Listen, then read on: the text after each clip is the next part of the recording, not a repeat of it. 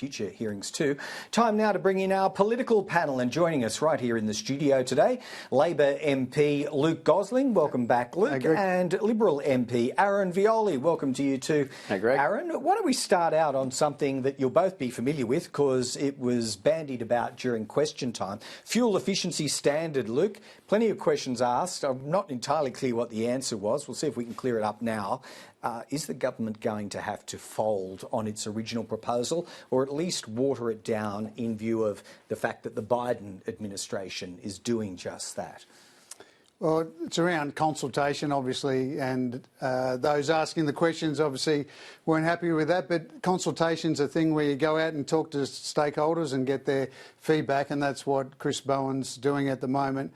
I know from my perspective, I've spoken with my local retailers about what they're hearing, because they're hearing a lot of inflated scare campaign numbers about increases in vehicle costs. But at the end of the day, the US is a good example where, you know, they got into fuel efficiency standards in the 70s. And I think because we're languishing back with Russia as the only developed economy that hasn't got these efficiency standards, I think the only thing that we need to be clear about is the fact that we do need to go there to give consumers more choice and for them to be spending less on fuel, but we also need to do it in a way that's sustainable. It's a question of timing. I might come back to what your local dealers are telling you. Just hold that thought, Luke Gosling. The vehicle industry, Aaron, particularly I think if we broadly describe them as Japanese manufacturers, were always wary, warning that they might have to pull some makes and models if this was rushed. What's the coalition actually asking for here? Is it just a slowdown and a tweak of what is essentially the same objective? So the point you make, Greg, is absolutely correct, and I've spoken to my industry as well. They're very concerned, and timing is one of the major issues they have. They're talking about the 1st of January 2025 next year to be up and running, which isn't sustainable for many people or for many businesses. But take a step back and understand, you can use fuel efficiency as a broad term, but this government's talking about fuel efficiencies for averages across fleets. So what they're actually trying to do is send a price signal to the market by pushing the price up on high emissions utes, SUVs, vehicles like that, because you drive those prices up and then they're hoping people will move to lower emissions vehicles. My argument, the coalition argument, is in a cost of living crisis, we can't afford to punish tradies and families, particularly in my community, 2,500 square kilometres. Luke grew up in Yarra Glen. He knows it's a long way to drive around my community. There is literally no electronic ute that can do the job at the moment. So if you're going to start punishing people, there actually has to be the models there, and they don't exist at the moment. That's one of our major concerns. Yeah, well, I'm maybe in a cliched view of the Northern Territory, Luke, but I'm picturing that most new car sales around where you are larger utes, four-wheel drives and the like. What exactly are the dealers up there telling you about the proposed timeline, which, as Aaron says, was supposed to start next year?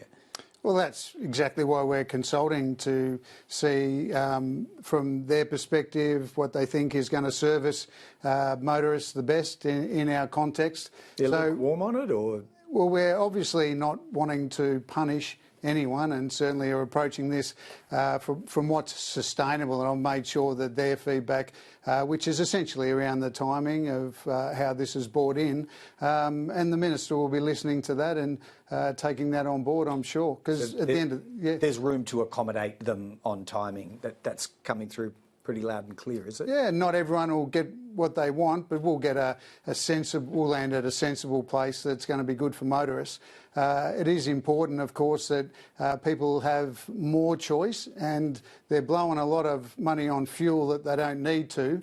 So as long as the price point is right, the timing is right, we're going to make a pretty good transition. All right. And do you think this was gaining traction? Since we're talking about timing, Aaron, was this a factor around the most recent by-election in Dunkley or elsewhere? There were certainly people that, step back, by-elections, I'm always hesitant to say there's one issue. People vote on multiple issues, as we know, but I was getting feedback, and there was certainly gaining traction in the community. Everyone wants to make sure we've got, good, efficient cars, but we've got to do it the right way. The timing's important. It's also I met with a local Isuzu dealer in my community. They're deeply concerned because they offer two models, and both of those models would be at the higher end, so they don't have the ability to rationalise that across a community. I think it's also important. We saw in question time today the minister start to walk away from the references to the United States, given they're now changing their policy.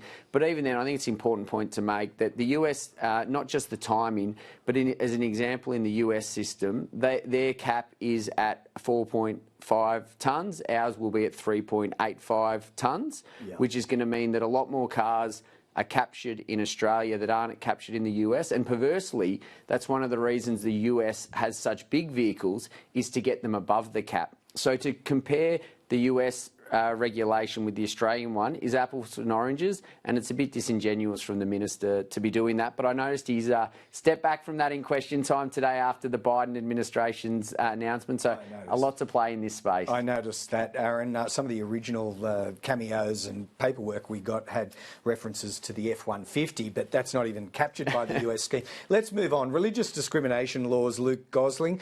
The opposition's complaining while you're searching for bipartisanship. Michaelia Cash is complaining that this has now reached a farcical level where they've been given a draft of the bill, they're not allowed to share it, and they ask, how can we engage in good faith with so many rules placed upon us? Fair cop?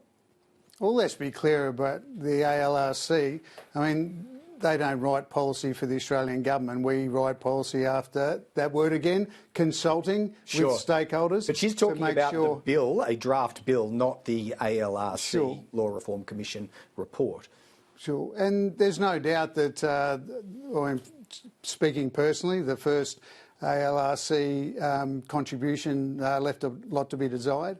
But I think we're probably getting to much closer to where we need to be. But I think what is kind of frustrating in politics is that if you try and get some consensus in this country, it's almost like the opposition are disappointed because we had a great scare campaign ready to go for that. And I just would like to see more actual policy rather than people like Michaelia Cash complaining about what? I'm not sure, actually. Okay. If they've got a position, then let's discuss it. And we've started those conversations with the opposition. So in the meantime, put away the dog whistle and let's act like the federal representatives that our constituents have elected us to come and be. Well, all may not be lost, because I hear that people like Mark Dreyfus are feeling like there is a level of engagement going on here, Aaron. Do we have the makings of a possible deal, even perhaps as early as this week? I think, Greg, you're getting a little bit ahead of ourselves. We still, as a member of the opposition, I haven't seen the legislation. There is, as you said, significant restrictions being put on Senator Cash and the leadership on who they can share that legislation with. And it is quite disingenuous from the Prime Minister to publicly announce on Tuesday last week that he wouldn't go ahead without bipartisan support and hadn't shown us any legislation, hadn't looked to engage. There'd been, I think, 2 private conversations between the opposition leader and the Prime Minister. He's obfuscating and abdicating responsibility here as the Prime Minister of this country.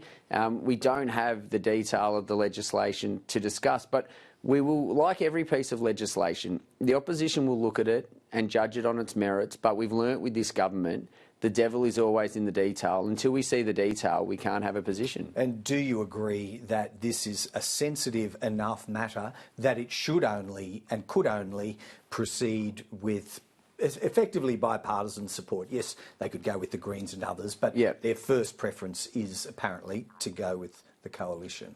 Well, it's no doubt that this is a challenging issue that I wasn't here in the previous parliament, but many governments have struggled with, because you've got these competing tensions between freedom of religion and other groups and people rightly not wanting to be discriminated against. Every time you've got these competing values and competing priorities, it is a challenging situation.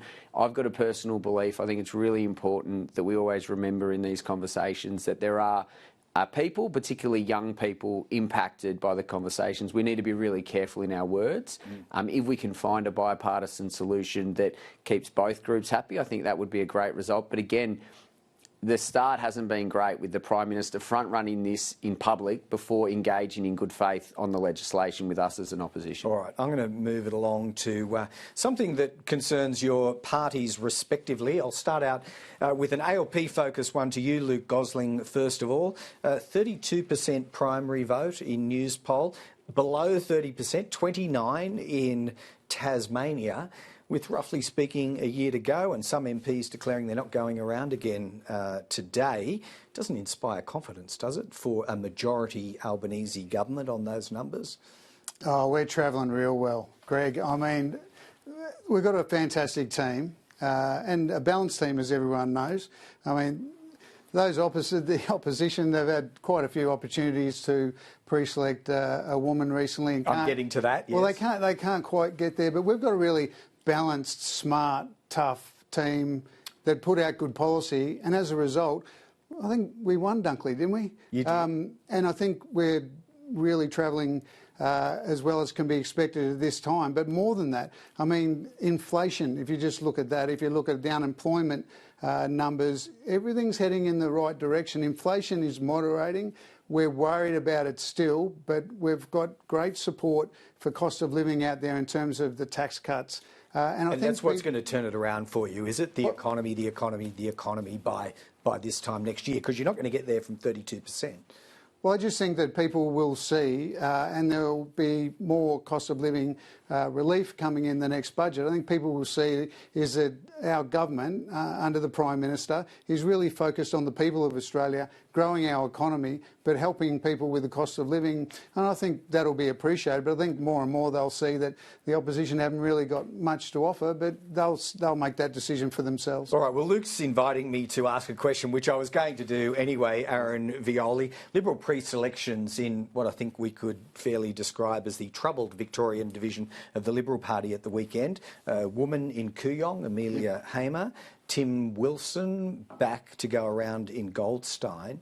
Are they going to have to fend for themselves? How much will the party, your party, throw at trying to claw these Teal seats back? Oh, there's no doubt that seats like Kooyong and Goldstein, as well as Higgins, are seats that we will be looking to win, and we've already pre-selected Katie Allen again in Higgins as well. So we'll focus on those seats. There's obviously other seats like Aston that we'll want to look to put resources into. I'm not going to front run the state director and the federal director. They'll make those decisions around resource allocation. But, you know, those seats along with Aston, McEwen's another seat where we saw about a 3% swing towards the Liberal Party last time when the tide was going the other way. The seat of Dunkley has gone from a safe seat of 6.3 to a marginal seat we had a great local candidate, Nathan Conroy, who's the mayor, who ran again. Hopefully he will put his hand up to serve his community again. So there's quite a few options. But resources are finite, aren't they? And there's a bit of a debate whether you plough them into seats like McEwen, outer metropolitan, or whether you try to reclaim what you used to regard as the heartland. And the reality is, in the position we are as an opposition with the seats we have to find a way to do both and make sure we're resourcing those campaigns really well. There's always within the Liberal Party, we don't have the backing of the unions and super, so those local candidates will be required to do their own fundraising, obviously put their own resources in, but there's no doubt we can be competitive on all of those seats, and that's what we're planning to do. All right, we won't run a book on minority government and the likelihood of it just yet, but I reckon we'll have further chats on this and other subjects before we get to the election next year, or we're presuming next year. Aaron Violi, Luke Gosling, appreciate it both. Thanks Greg. For coming Look forward back. to it, Greg. Cheers. Luke.